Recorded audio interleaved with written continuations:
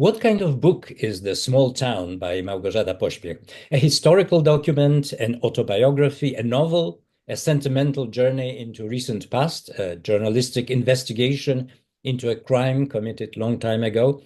It is all these things, but also, perhaps most importantly, it is a book about memory, about the effort and pain of remembering, about uncovering, sometimes against one's will, what has been forgotten or hidden.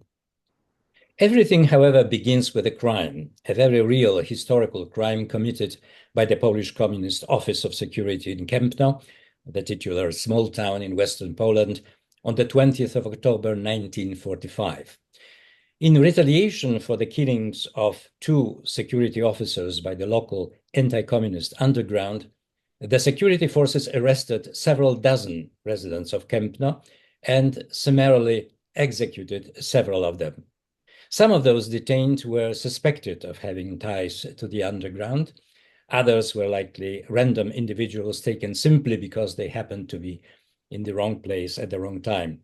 The bodies of the murdered were hastily buried in makeshift graves, sometimes right at the site of the execution, a former Jewish cemetery, while the executioners reported to their headquarters that the prisoners had escaped from custody. These events went down in history as the Bloody Night of Kępno. Murders were carried out with particular brutality, as if in a frenzy of madness, often in a drunken haze. The victims were tortured and humiliated.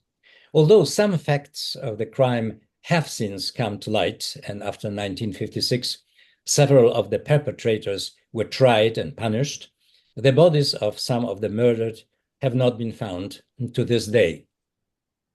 This shocking, though hardly unique, story assumed an unexpectedly personal dimension for the author, who grew up in Kępno. Living in New York, her current place of residence, she was browsing through a publication by the Polish Institute of National Remembrance about those events, and in footnotes came across the name of her father, Edmund Pospiech, who had been one of the key witnesses in the trial that took place years later.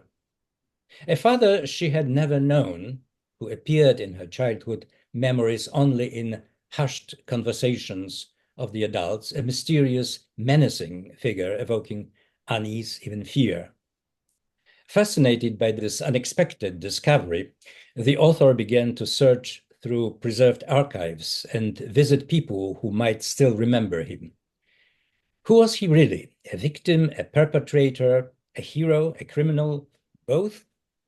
While seeking answers to these questions, the author also looks inward, trying to figure out what impact his absence and his dark shadow had on her own life, her seemingly irrational fears, ambiguous memories, strange images flashing through her mind.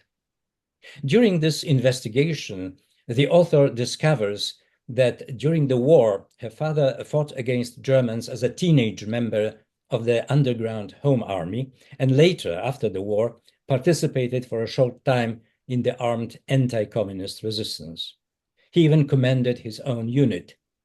But in the files of the Kępno murders, he figures as a former member of the Office of Security. Was he, as some claim, coerced to join? Was he a mole, a double agent? And if so, who was he really working for?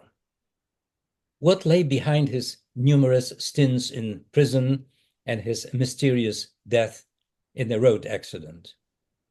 The search for the father, a new Telemachy, forms the dramatic narrative core of the book. Nothing here is simple or clear-cut. Where did this unimaginable brutality of the security officers come from? Who were the underground soldiers? Were they noble idealists, knights without blemish, or lost souls pushed to the margins, perhaps deeply infected by all-encompassing violence that had shaped their lives?